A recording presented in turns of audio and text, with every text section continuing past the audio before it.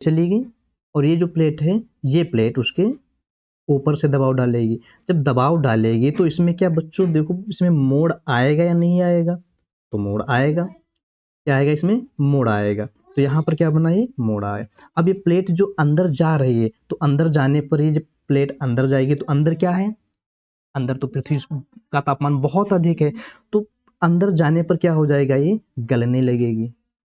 अंदर प्लेट जाने पर क्या हो गया? ये गलने लगेगी। जब गलने लगेगी तो ये क्या बन जाएगा? ये बन जाएगा हमारा मैग्मा। क्या बन जाएगा? मैग्मा। जब ये मैग्मा बनेगा जब मैग्मा बनेगा तो देखो जब ये प्लेट में मोड़ आया तो मोड़ आया तो हल्की सी प्लेट में क्रैक भी आ सकती है। जब प्लेट में क्रैक आएगी तो ये जो मैग्मा है तो ये धीरे धीरे ये बाहर भी आएगा, धीरे धीरे बाहर भी निकलेगा मैग्मा। तो बाहर जब निकलेगा और ये क्या है हमारा? सी लेवल में। क्या है ये? सी लेवल में। समझ आ रहा है? समझ आ रहा है? Hello friends, Arvind study official में आपका स्वागत है। हम लोग उत्तरी अमेरिका की उच्च भूमि के बारे में पढ़ रहे थे और आज भी वहीं से हम लोग कंटिन्यू करेंगे कि मेरी क्लास में एटलस बहुत ज़रूरी है। तो सभी लोग एटलस ज़रूर लेकर साथ में बैठें और जो जैसा जैसा हम पढ़ रहे हैं उसे हैंड डाउन भी करते रहें। जो लिखने लायक होगी वो लिख लें, जो समझाने लायक होगी वो हम समझा रहे हैं आपको। हम लोग आगे चलते हैं, तो शुरू करते हैं आज की क्लास। अब प्लेटें चलायमान होती हैं, पृथ्वी की सतह समय के साथ परिवर्तित भी होती रहती है। कारण क्या है? कारण इनके ऊपर दो बल कार्य करते हैं। क्या कारण है इसके? दो बल कार्य करते हैं। तो बल कौन कौन से कार्य करते हैं? तो एक हो जाता है हमारा आंतरजात बल, आंतरजात बल, और दूसरा जो है उसे हम बोलते हैं बहिर्जात बल, बहिर्जात बल। तो आंतरजात बल का मतलब क्या हुआ? जो पृथ्वी के अंदर हलचल चल रही है, जो पृथ्वी के अंदर हलचल चल रही है या बल जो लगाए जा रहे हैं अंदर, तो उसे हम क्या बोलते हैं? आंतरजात बल बोलते हैं। बहिर्जात बल, बहिर जैसे कि वायु हो गया, बारिश हो गई और उसके ऊपर से कई बल कार्य करते हैं, तो उसे हम क्या बोलते हैं? बहिर्जात बल कहते हैं, बहिर्जात बल। तो हम लोग देखते हैं आज प्लेट विवर्तन की सिद्धांत, इसे हम लोग आगे पढ़ेंगे लेकिन यहाँ सिर्फ समझाने के लिए हम बता रहे हैं, समझाने के लिए बता रहे हैं कि कैसे पर्वतों का निर्माण होता है, कोल्ड माउंटेन कैसे बनते हैं, ये सभी इसके बारे में सिर्फ समझाना है हमें। देखते हैं, जैसे कि मान लेते हैं, ये हमारा जो है ये है हमारा सी लेवल। ये क्या है? सी लेवल मतलब समुद्री सतह है। और इसके नीचे ये हमने एक प्लेट बना दी और एक ये प्लेट बना दी। तो ऐसी, और ये जो हमारा ये सी लेवल, यहाँ पर सभी क्या है? ऊपर से पानी भरा हुआ है, ऊपर से पानी भरा हुआ है।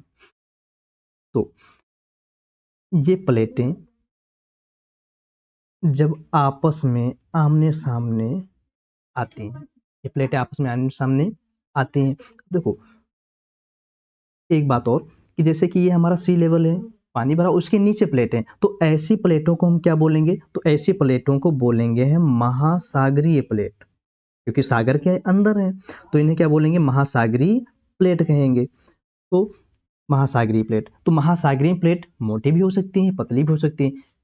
कभी कभी क्या होता है ये काफी मजबूत भी होती हैं और कुछ नर्म, कुछ मजबूत ना होकर कुछ बहुत ज्यादा मजबूत होती है, कुछ थोड़ा कम मजबूत होती है उनसे। तो ये प्लेटें, जब ये प्लेटें आपस में टकराएंगी, जब ये प्लेटें आपस में टकराएंगी तो जाहिर सी बात है कोई, या फिर जो प्लेट कमजोर होगी या भारी, एक प्लेट भारी भी हो सकती है एक हल्की भी हो सकती है। तो जो प्लेट भारी होगी तो वो नीचे को जाएगी, वो क्या होगा?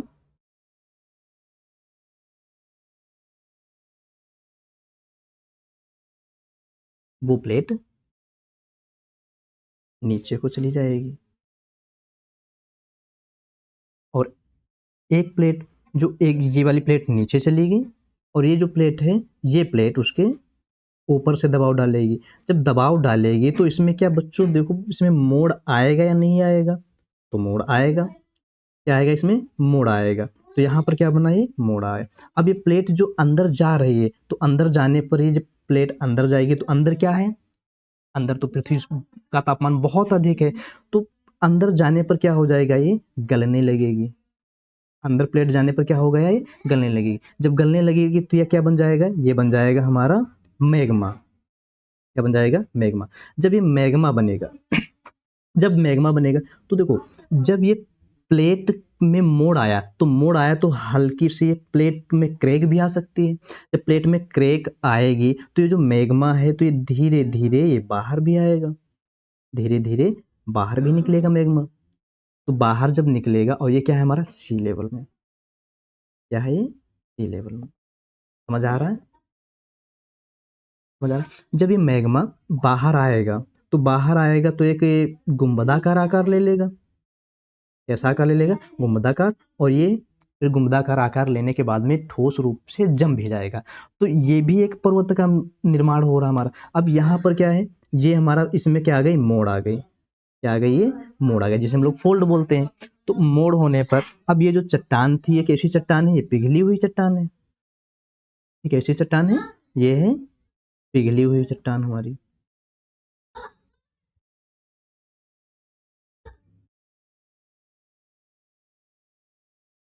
ये पिघली हुई चट्टान। समझ आ रहा है सभी को, समझ आ रहा।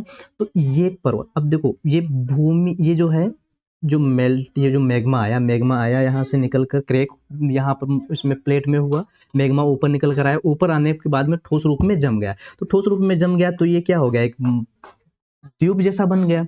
तो ऐसे ऐसे द्वीप हमारे यहाँ पर बहुत काफी पाए जाते हैं।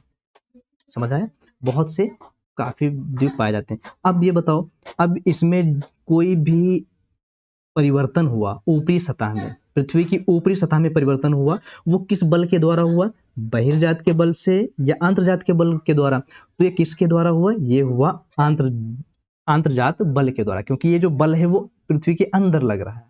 समझ में आया, पृथ्वी के अंदर। अब देखो जैसे कि यहाँ जब प्लेटें आपस में, ये दोनों जब टकराई, जब प्लेटें आपस में टकराई, तो एक प्लेट नीचे चली, नीचे दब गई, और दूसरी प्लेट में क्या आ गया, मोड़ आ गया। मोड़ आने पर यहाँ पर प्लेट में, अब जब मोड़ आएगा तो मोड़ थोड़ा सा क्रैक भी हो सकती है। तो प्लेट में क्या हुआ, क्रैक आ गया। अब इसी क्रैक से क्या हुआ, ये मैग्मा जो पिघली जो चट्टान थी, उसका मैग्मा ऊपर फिर से आने लगा, फिर से ऊपर निकलने लगा। तो यहाँ से चट्टान से निकलेगा, और ऊपर आने के बाद में वो एक छोटे से पर्वत या छोटे से पर्वत का आकार भी ले सकता है, या छोटा सा एक द्वीप भी बन सकता है। समझ आया बच्चों इतना। तो हम आगे देखते हैं। अब जैसे देखते हैं हम, ये तो हो गया अब ऐसे ऐसे कटक, हमारे समुद्र के बीच में कटक भी ऐसे पाए जाते हैं। कहीं कहीं पर क्या है, वो समुद्र के अंदर ही है, लेकिन समुद्र ज्यादा दिखाई नहीं पड़ते हैं, वो अंदर, अब ज्यादा दूरी पर नहीं होते हैं, वो बहुत कम ही दूरी पर होते हैं। तो ऐसे कटक से हमें अब जैसे कि प्रशांत अटलांटिक कटक है, प्रशांत हिंद महासागरीय कटक है, ये सब। तो वहां से हम लोग जब मतलब जब जहाज लेकर जाते हैं, तो वो सब देखते हुए जाते हैं, कहीं पर कटक ना पड़ जाए। तो ऐसे ही कई दुर्घटनाएं भी हो चुकी हैं, उनमें पूरे के पूरे जहाज डूब गए कटक से। तो वो कटक इसी प्रकार से उनका निर्माण होता है, उन कटकों का। और छोटे छोटे द्वीप भी इसी प्रकार से हमारे बनते हैं। समझ आ रहा है, आगे बढ़ते हैं। तो ये तो हो गया हमारा महासागरीय प्लेट। अब हम देखते हैं हमारी मैदानी प्लेट, जिसे हम लोग मैदानी प्लेट, या क्या बोल सकते हैं, उसे बोल सकते हैं महाद्वीपीय प्लेट।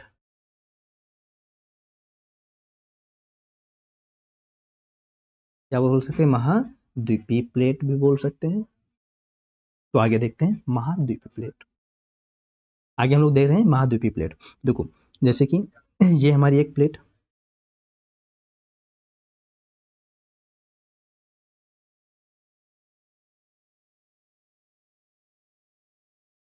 ये हमारी प्लेट,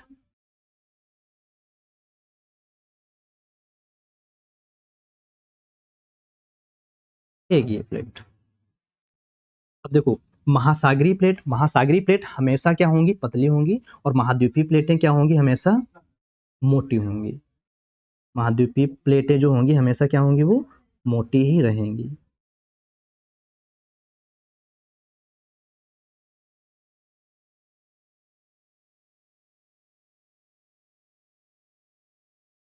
समझ आया, देखो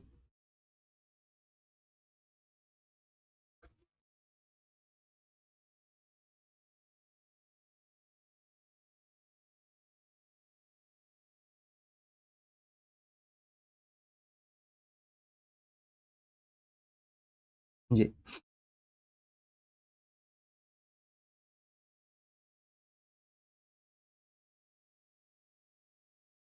ध्यान से समझना, ध्यान से देखना, जैसा हम बना रहे हैं ऐसा अपनी कॉपी में भी बनाते रहो।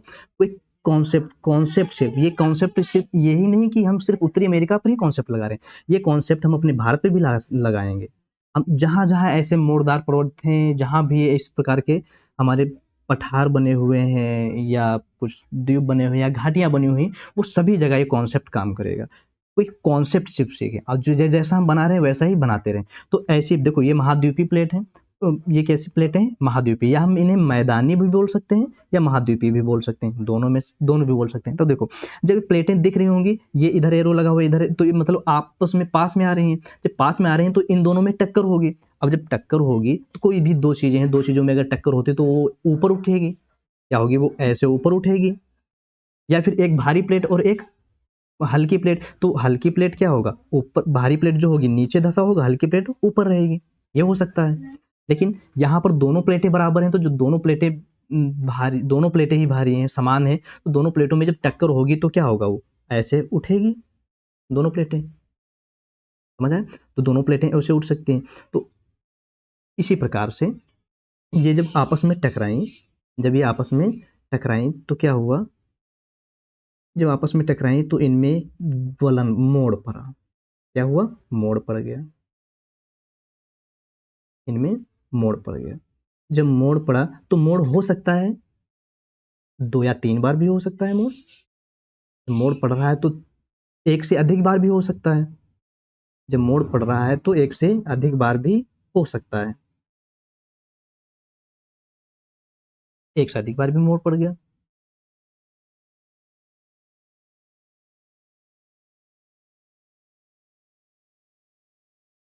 तो ये समझ में आया?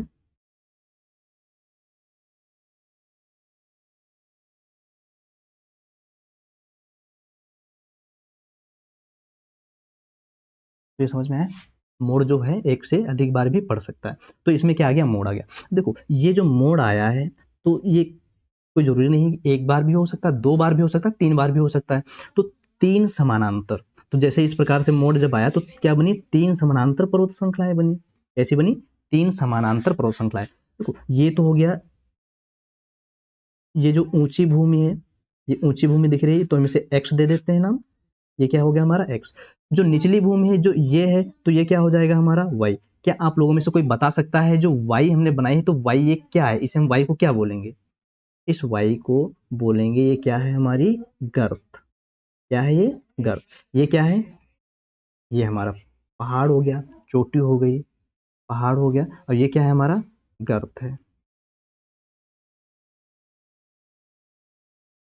ये क्या है? जो y है, y क्या है हमारा? गर्त। y है हमारा गर्त। ये समझ आया? तो देखो अब कॉन्सेप्ट समझ में आया? तो ऐसे ही अगला हम लोग देखते हैं, जैसे कि ये जब मोड़ आया तो दोनों दोनों पर्वत, जब दोनों प्लेटें आपस में टकराई तो दोनों में क्या आ गया? मोड़ आ गया। तो मोड़ पड़ने से क्या बने? मोड़दार पर्वत। कैसे बने? मोड़दार पर्वत, या हम इन्हें बोलते हैं वलित पर्वत। क्या बोलते हैं इनको? वलित पर्वत। समझ आ गया ये?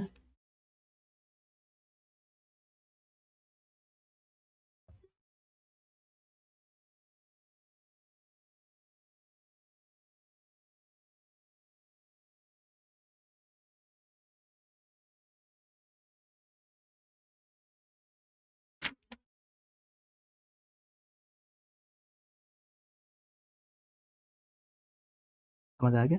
तो पर्वतों का निर्माण समझ में आया? तो ऐसी श्रृंखला, ऐसी 3 श्रृंखला, 3 समानांतर श्रृंखलाएं, जैसे एक ये पर्वत श्रृंखला, एक ये पर्वत श्रृंखला, एक ये पर्वत श्रृंखला। तो ऐसी 3 समानांतर पर्वत श्रृंखलाओं को हम लोग क्या कहते हैं? उसके लिए नाम क्या दिया गया? उसके लिए नाम दिया गया कार्डिलेरा। क्या नाम दिया गया? कार्डिलेरा। तो ऐसा कार्डिलेरा जो मतलब 3 पर्वत, समानांतर पर्वत श्रृंखलाएं कहाँ पर देखी गई? ये देखी गई हमारे उत्तरी अमेरिका महाद्वीप में। कहाँ देखी गई? उत्तरी अमेरिका महाद्वीप में ऐसी ये देखने को हमें मिली, उत्तरी अमेरिका महाद्वीप में। तो उत्तरी अमेरिका महाद्वीप। और उत्तरी अमेरिका महाद्वीप के कौन से तट किस दिशा में? तो पश्चिम में या पूर्व में? तो किधर देखने को मिली? पश्चिम दिशा में। किस दिशा में मिली? पश्चिम दिशा में ऐसी 3 समानांतर पर्वत श्रृंखलाएं मिली। जो पहली पर्वत श्रृंखला है उसका नाम है कोस्टल, दूसरी जो है वो क्या है? कॉस्केड, तीसरी जो है क्या? उसका नाम है रॉकीज। तो कोस्टल, कॉस्केड, रॉकीज पर्वत श्रेणियां। तो आगे हम लोग अभी इसे भी देखेंगे, ये सिर्फ समझाने के लिए। तो इतना बच्चों समझ में आया नहीं आया? आगे हम देखते हैं कि पठार कैसे बने। देखो पठार कोई कॉन्सेप्ट, सिर्फ कॉन्सेप्ट देखना है, कॉन्सेप्ट देखना है, फिर वही कॉन्सेप्ट हम लगा उठाकर कहाँ रख देंगे? महाद्वीपों पर लगा देंगे। बस पूरा डाउट क्लियर। यहाँ तक कोई डाउट नहीं है, बाकी सब समझ आ रहा। अगर कुछ डाउट लग रहा है तो कमेंट में जरूर बताएं। कुछ भी डाउट लग रहा है तो कमेंट में तुरंत आंसर मिलेगा। और डाउट ज़्यादा आ रहा है तो उसके लिए वीडियो को एक बार दोबारा फिर से देख लें, कोई डाउट नहीं रहेगा।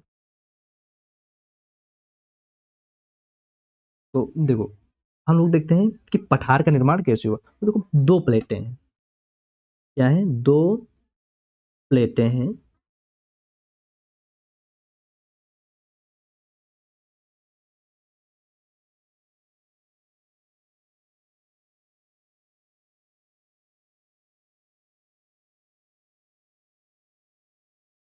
एक ये प्लेट और एक ये प्लेट,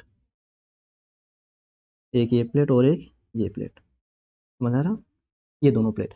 तो हो सकता है कि ये इस प्लेट में ये जो प्लेट है यहाँ का ये जो हिस्सा है इसका ये बहुत ज़्यादा मजबूत हो। क्या हो ये हमारा हिस्सा जो है ये बहुत ज़्यादा मजबूत हो, बहुत ज़्यादा मजबूत। तो बताओ जब इसमें वलन, जब ये टक्कर होगी इसमें, तो टक्कर होने पर क्या आएगा? मोड़ आएगा। तो क्या बनेगा? मोड़दार पर्वत बनेगा। तो ये क्या बना? मोड़दार पर्वत बना। क्या बना? मोड़दार पर्वत बना।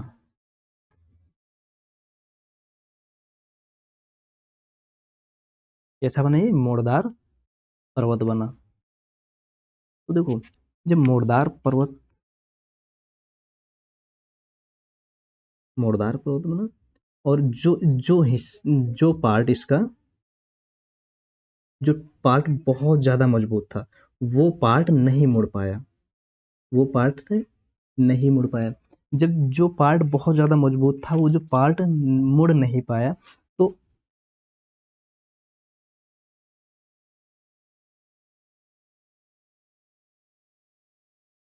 जो पार्ट नहीं मुड़ पाया, सॉरी थोड़ा सा फिगर जो है वो गड़बड़ हो गया।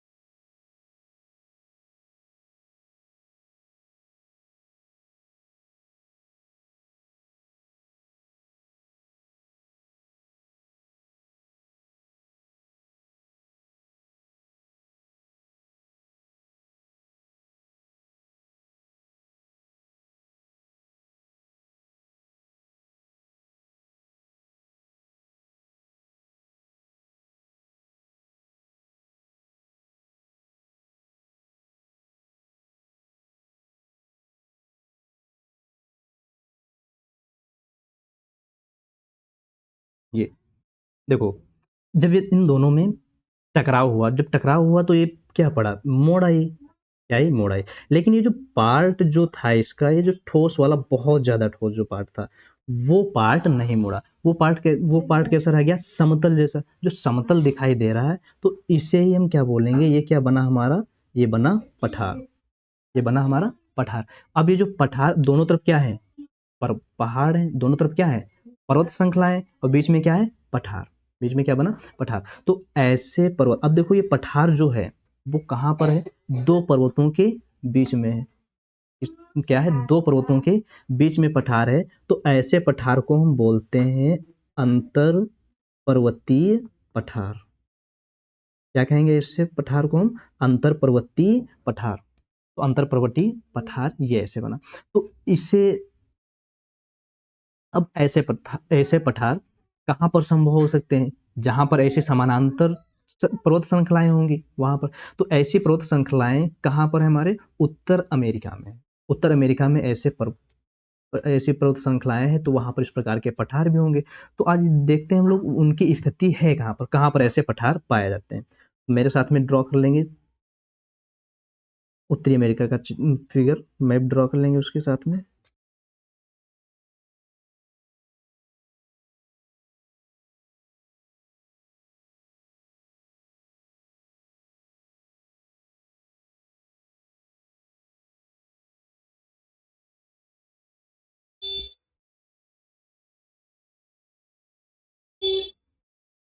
ये बन गया हमारा उत्तरी अमेरिका।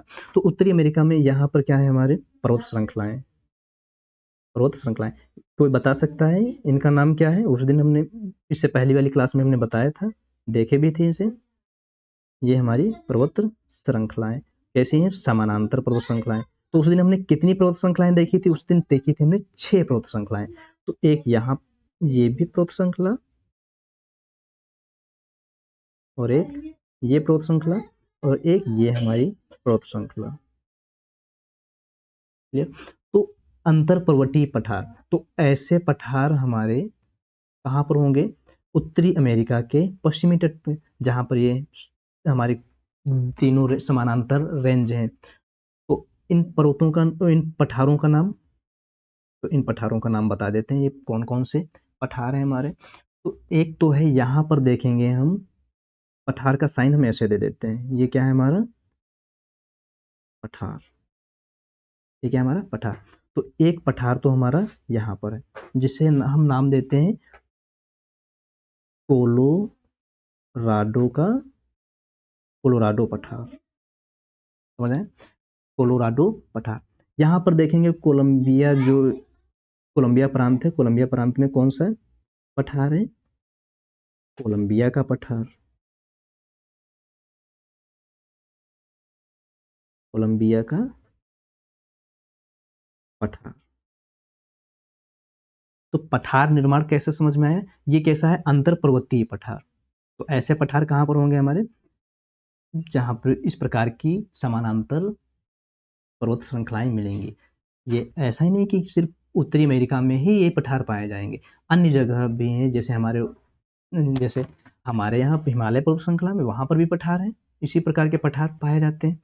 तो जब दो या दो से अधिक, देखो, जब दो हो या दो से अधिक, जब दो या दो से अधिक पर्वत श्रृंखलाएं, अधिक पर्वत श्रृंखलाएं होंगे, तो वहां पर इस प्रकार के पठार बनने की संभावना अधिक हो जाती है। समझ आए? तो इसे, यहाँ पर क्या है हमारा? कोलंबिया का पठार, और ये क्या है? कोलोराडो पठार। तो ये पठार जो हैं हमारे, वो कैसे हैं? ये पठार है हमारे अंतर पर्वतीय पठार। समझ में? अंतर पर्वतीय पठार। यहाँ पर देखेंगे तो यहाँ पर मिलेगा हमें मैक्सिको का पठार।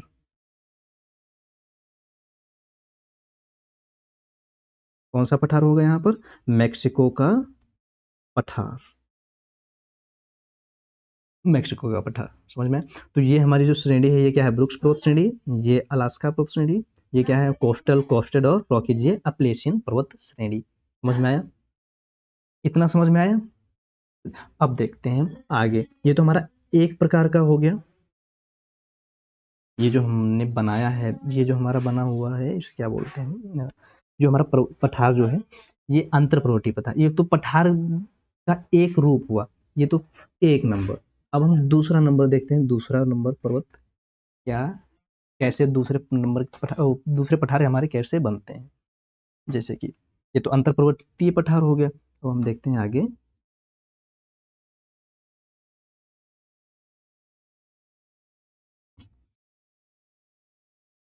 देखते हैं आगे।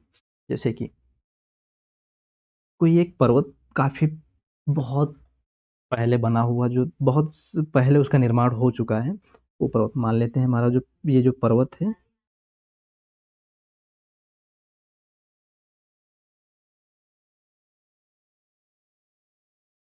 ये पर्वत, ये पर्वत, ये क्या है हमारे यहाँ पर? ये भू है, मतलब भूमि है। और ये क्या है हमारा सी लेवल।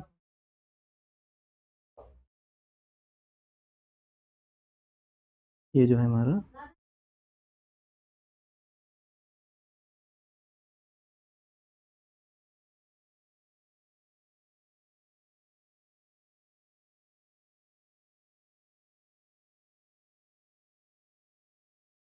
ये हमारा सी लेवल।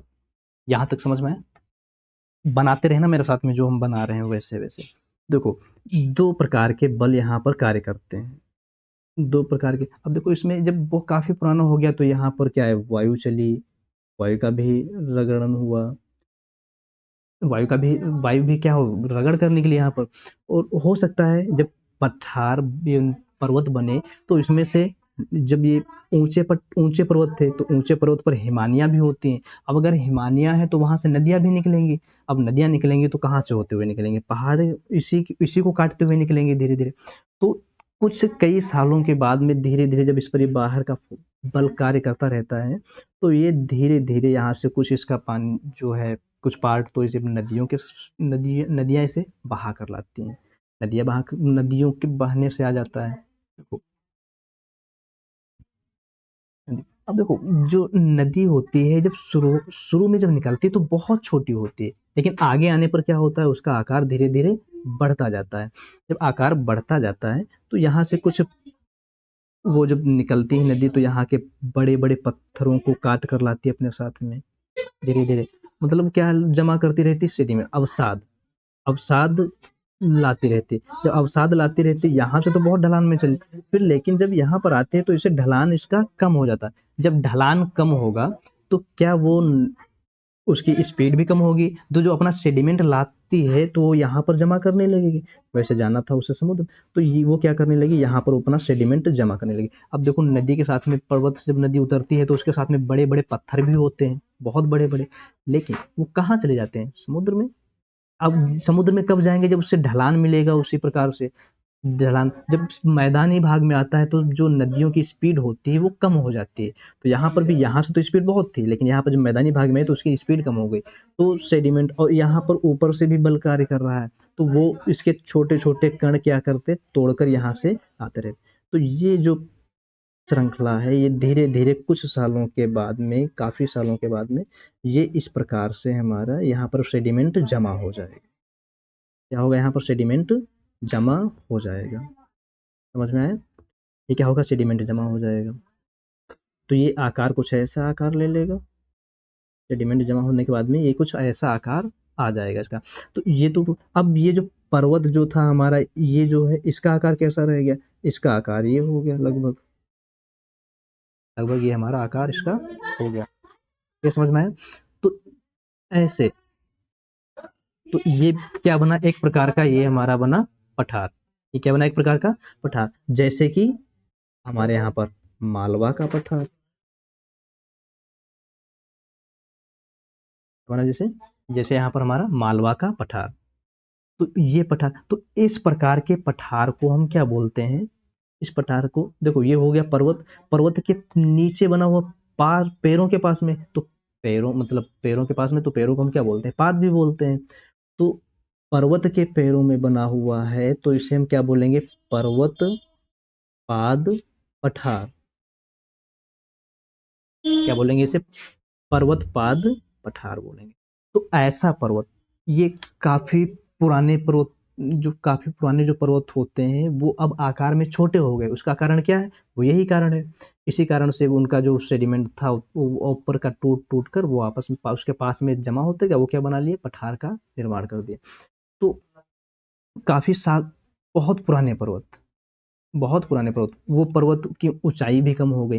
तो ऐसा उत्तरी अमेरिका में भी देखा गया है। तो इस प्रकार का पठार जो होगा उत्तरी अमेरिका के किस दिशा में होगा, वो होगा इधर, इधर होगा, ये होगा एप्लेशियन पर्वत के पास में। इस पर्वत के पास में, एप्लेशियन पर्वत के पास में, यहाँ पर दिखेगा हमें एलेंगिनी पर्वत। तो एलेंगिनी पर्वत तो नाम है उसका, लेकिन वो क्या है, एक पठार ही है। एलेंगिनी पर्वत जो है वो क्या है, एक प्रकार का पठार ही है। समझ में आया? समझ में आया? उस दिन हमने इन सभी की सबसे ऊंची चोटी बताई थी, तो क्या किसी को याद है, कोई बता सकता है कि उत्तरी अमेरिका की सबसे ऊंची चोटी का नाम क्या है? उत्तरी अमेरिका की सबसे ऊंची चोटी का नाम क्या है? उसका नाम है देनाली। क्या नाम है? देनाली। इसका नाम पहले था माउंट मैकिनले। माउंट मैकिनले का नाम चेंज कर क्या कर दिया गया? देनाली। जैसे कि हमारे यहाँ पर इस हमारे यहाँ पर प्रयागराज, प्रयागराज का नाम क्या इस प्रयागराज ही था? उससे पहले क्या नाम था उसका? इलाहाबाद। इलाहाबाद का नाम चेंज कर दिया, क्या कर दिया? उसका नाम प्रयागराज। तो उसमें कोई फर्क पड़ा? नहीं। सब जहाँ जैसे थे वहीं पर अभी भी रह रहे हैं, जैसे उनका घर था वैसे वो अभी भी रह रहे हैं, वहीं पर घर है उनका। तो यहाँ पर भी क्या है, उसका सिर्फ नाम चेंज किया गया है। क्या है? सबसे ऊंची चोटी तेनाली। फिर क्या था हमने बताया था? माउंट लोगन बताया था। फिर विटनी। उसके बाद में यहाँ पर कौन सी चोटी बताई थी हमने? चोटी बताई थी माउंट मिशेल। कौन सी थी? Mount Mitchell. तो ये समझ में आया पठारों के बारे में? पठार समझ में आए? कौन कौन से मुख्य पठार? इसका कोलंबिया का पठार, कोलोराडो का पठार और मेक्सिको का पठार। यहाँ पर क्या है? एलेंगिनी पर्वत।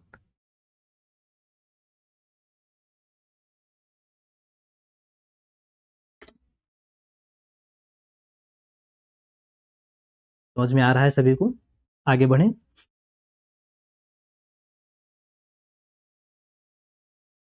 आगे बढ़ रहे हैं हम लोग। आगे बढ़ते हैं।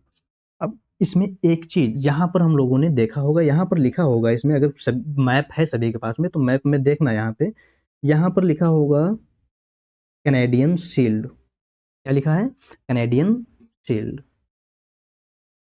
कैनेडियन शील्ड यहाँ पर होगा।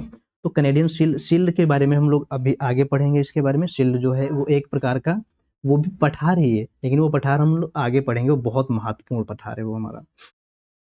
वो क्या है? हमारा बहुत महत्वपूर्ण पठार है।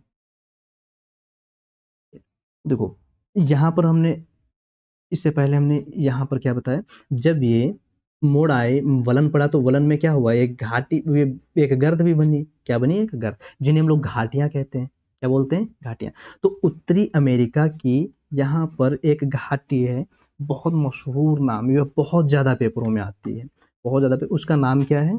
यहाँ पर देखा होगा आप लोगों ने, यहाँ पर जो है ये ऐसे बना होगा उल्टा त्रिभुज। उल्टा त्रिभुज का मतलब उसकी गहराई ज्यादा है, तो उसका नाम क्या है? उसका नाम है ग्रैंड कैनियन। क्या नाम है उसका?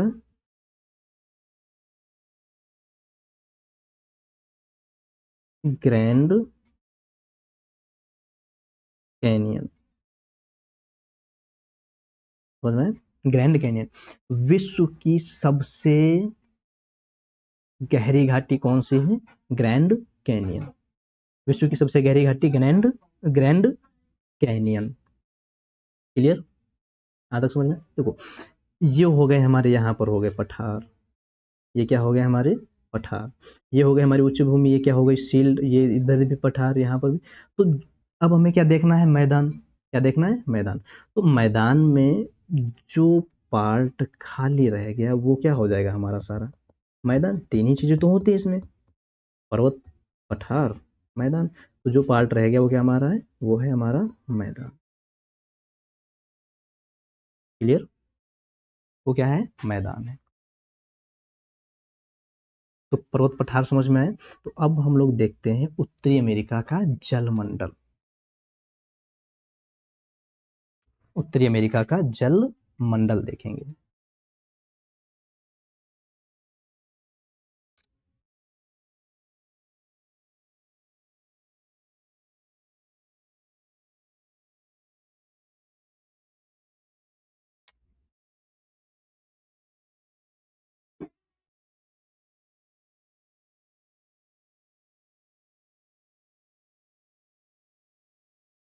जलमंडल, तो देखो, जलमंडल को हम दो भागों में बांट देते हैं। जलमंडल को हम दो भागों में बांट देंगे। पहला कौन सा होगा? पहला होगा हमारी नदी। पहला का होगा नदी। दूसरा जो होगा, दूसरे हम बांट देते हैं उसे झील। तो नदी और झील में दो भागों में हम उसे बांट देंगे। तो प्रमुख नदियां कौन कौन सी हैं उनको भी अभी हम लोग मैप में देखेंगे कौन कौन सी हैं। तो नंबर एक जैसे कि हमारी यूकान नदी। कौन सी नदी? यूकान। Number 2 Columbia.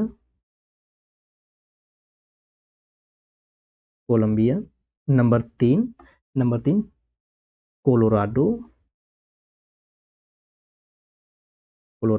नंबर 4, ये मुख्य मुख्य बता रहे हैं। Number 4 Rio de Grande. Rio de Grande. 5 जैसे कि Mississippi.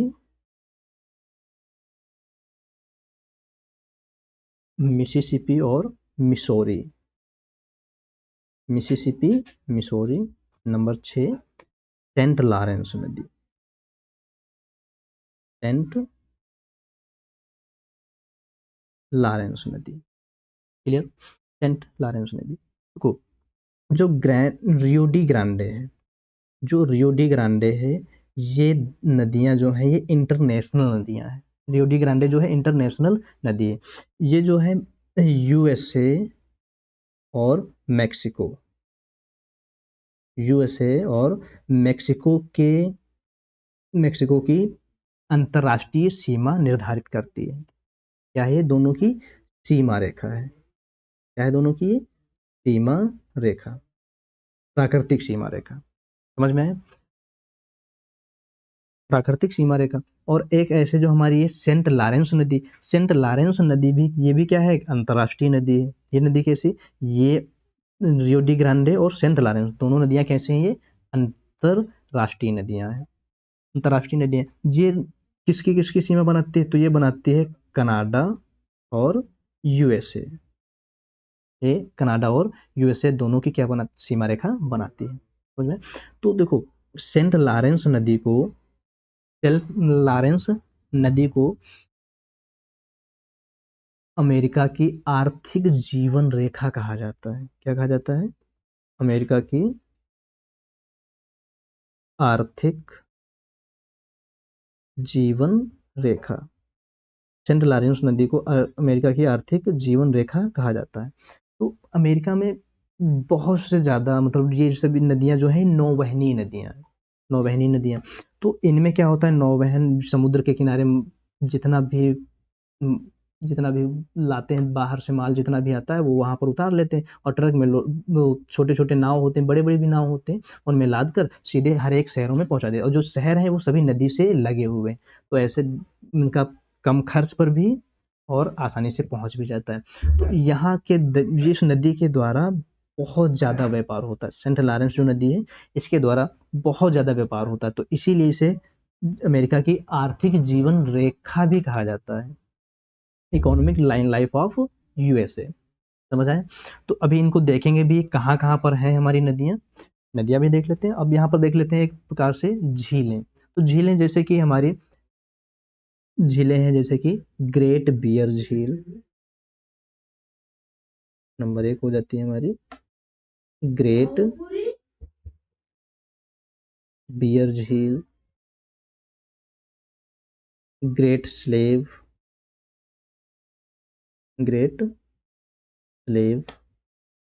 Athabasca,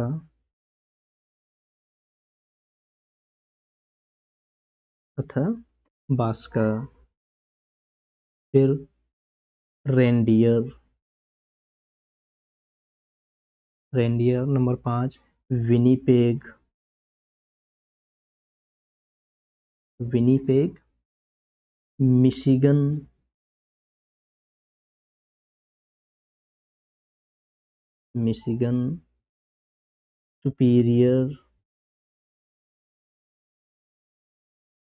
Michigan superior eri Ontario Ontario.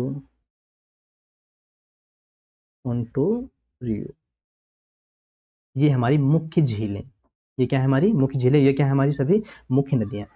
इनसे बाहर कोई नदी या कोई झील इससे बाहर से एग्जाम में आने वाली नहीं है। जो भी है सब इसी से आएगा। सभी क्या है, इसी से मिलेगा। जो ओंटारियो हमारी जो झील है, ओंटारियो झील पर हमारा एक जलप्रपात बना हुआ है जिसका नाम है नियाग्रा। क्या नाम है उसका? नियाग्रा जलप्रपात। नियाग्रा जलप्रपात किस झील पर है? तो ओंटारियो झील पर। देखो ये जो हमारी तीन झीलें हैं, ग्रेट बियर, ग्रेट स्लेव और अथावास्का, ये कैसी झीलें हैं? ये है हमारी खारे पानी की झील, खारे पानी की झील। Reindeer, Winnipeg, Michigan, eerie, superior, Ontario सभी क्या है हमारी? ये है हमारी मीठे पानी की झीलें। देखो एक झील यहाँ पर हम और ऐड करेंगे, नंबर 10। नंबर 10 में मिशिगन, ईरी, सुपीरियर, ओंटारियो, एक ह्यूरोन, ह्यूरोन झील, ह्यूरोन। तो यहाँ पर जो हमारे पास है, एक ह्यूरोन है, मिशिगन, सुपीरियर, इरी, ओंटारियो। तो इन पांचों झीलों को हम क्या बोलते हैं? महान झील। कौन सी झील? महान झील। तो महान झील जिसे हम ग्रेट झील भी बोलते हैं, ग्रेट लेक। तो ग्रेट लेक में कौन कौन कितनी आ जाती हैं? 5 आ जाती हैं। इनकी शॉर्ट ट्रिक है, इनको शॉर्ट ट्रिक से हम याद रखते हैं, होम्स। कैसे याद रखते हैं? होम्स। तो होम्स मतलब, एच मतलब Huron, Ontario, Michigan, eri, superior. Huron, Ontario, Michigan, eri, superior. Huron, Ontario, Michigan, eri, superior. Holmes, याद रखना होम्स। तो क्वेश्चन क्या आता है? क्वेश्चन ये आता है, ये जितनी भी ये पांचों जो झीलें हैं, ये पांचों झीलें ये कहाँ है? तो पांचों झीलें कनाडा और यूएसए, कनाडा और यूएसए की सीमा पर है। कनाडा और यूएसए की सीमा पर स्थित है दोनों भी पांचों झीलें। तो क्वेश्चन क्या है? क्वेश्चन क्या आता है? क्वेश्चन ये आता है, इन पांचों झीलों में से मुख्य पूरी तरह से कौन सी झील अमेरिका में पड़ती है? तो अब ये कैसे पता चले? जब हम लोग मैप देखेंगे तभी पता चलेगा। तो मुख्य रूप से कौन सी अमेरिका में पड़ती है? तो मुख्य रूप से कौन सी पड़ती है? हमारी मिशिगन झील। कौन सी झील? मिशिगन, मिशिगन झील। मिशिगन जो झील है वो मुख्य रूप से कहाँ पड़ती है हमारी? मुख्य रूप से अमेरिका में पड़ती है। समझ में आया? बाकी जो सभी हैं वो सभी कहाँ हैं? वो सभी हैं सीमा पर। वो सभी क्या है? अंतर्राष्ट्रीय, मतलब जो इनकी सीमा रेखा है उन सीमा रेखा पर है दोनों सभी। अब हम देख लेते हैं इनकी स्थिति क्या है, ये स्थिति कहाँ है ये। तो फिर से बनाएंगे, मेरा हम फिर से बनाएंगे या हम लोग उसी मैप में ऐड कर लेते हैं? उसी मैप में ऐड कर लेते हैं। देखो देखो इसी मैप में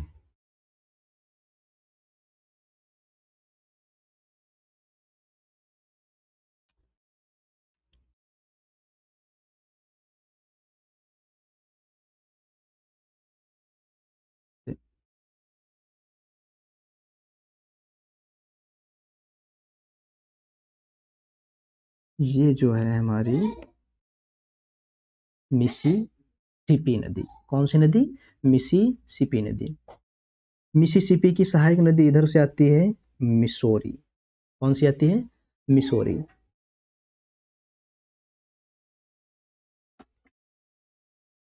मिसौरी।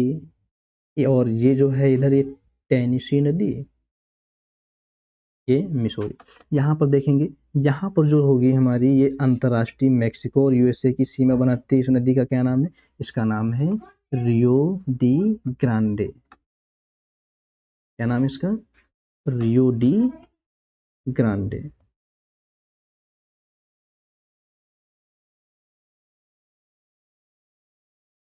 रियो डी ग्रांडे। क्लियर? समझ में आया? ये जो नदी है ये हमारी कौन सी है? मिसिसिपी। मिसिसिपी। ओके, ये समझ में आया? यहाँ पर देखेंगे, ये नदी निकल रही है हमारी।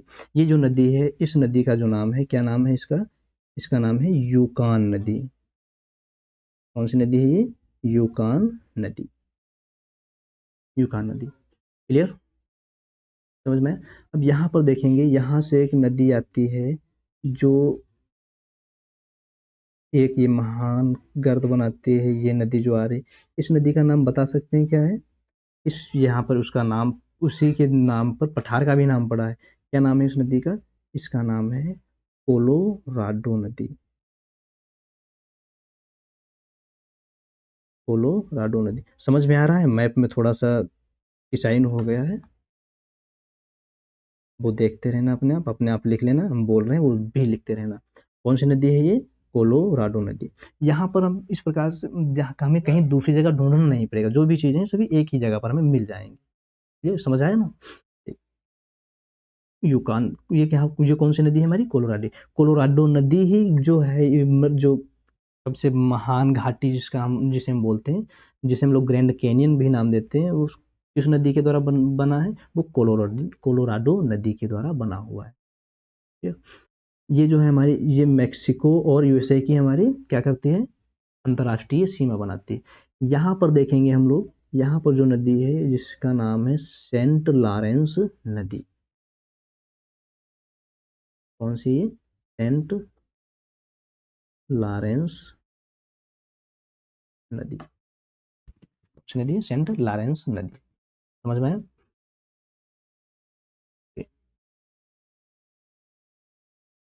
तो हम लोग देखते हैं आगे। यहाँ पर झील, झील बता देते हैं। झील देखो कहाँ कहाँ पर है।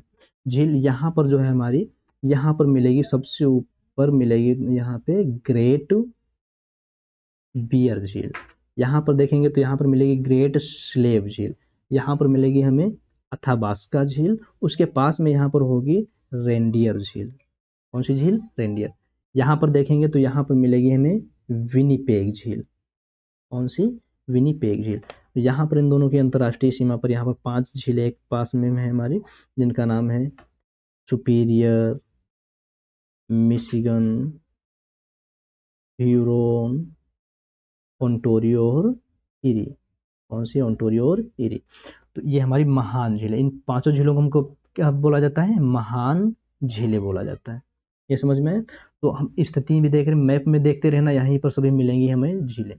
ये ये हमारी झील है विनिपेग झील, ये हमारी रेंडियर झील, अथाबास्का झील, ग्रेट स्लेव झील और ग्रेट बियर झील। तो ये जितनी भी अथाबास्का झील, ये ग्रेट बियर झील, ये सभी झीलें कैसी हमारी? ये है हमारी खारे पानी की झीलें। तो जो पांचों झीलें हैं ये कैसी हमारी? ये है मीठे पानी की झीलें। बोले तो, ओंटारियो झील पर अभी बताया, ओंटारियो जो झील है, ओंटारियो झील पर कौन सा जलप्रपात है? तो ओंटारियो झील पर नियाग्रा जलप्रपात बना हुआ है। यहाँ पर देखेंगे ये जो हमारा मैदान है, ये मैदान में यहाँ पर देखेंगे, यहाँ पर लिखा होगा, ये जो यहाँ मैदान में, यहाँ प्रेयरी का मैदान, प्रेयरी का मैदान, या लिखा होगा वृहत मैदान। क्या लिखा होगा यहाँ पर? वृहत मैदान। तो और यहाँ पर होगा मध्य मैदान, ये होगा वृहत मैदान। तो यहाँ पर प्रेयरी घास बहुत ज्यादा होती है, प्रेयरी के लिए मैदान बहुत ज्यादा फेमस भी है इसके। तो मैदान के बारे में हम लोग इसमें देख लेंगे कल थोड़ा मैदान के बारे में, और उसके बारे में कुछ झीलें जो हैं उनके बारे में भी हम लोग आगे की क्लास में देखेंगे। तो आज के लिए इतना ही, बाकी समझ में तो आएगा सभी को। अगर कोई भी डाउट रह जाता है तो कमेंट बॉक्स में जरूर बताएं। कोई भी डाउट है कमेंट बॉक्स में जरूर बताएं। अगर उससे भी देख लेना एक बार, अपने आप एक बार फिर देखना वीडियो, उसके बाद में फिर से एक बार देख लेना, डाउट रह ही नहीं जाएगा। ओके, आज के लिए जय हिंद दोस्तों।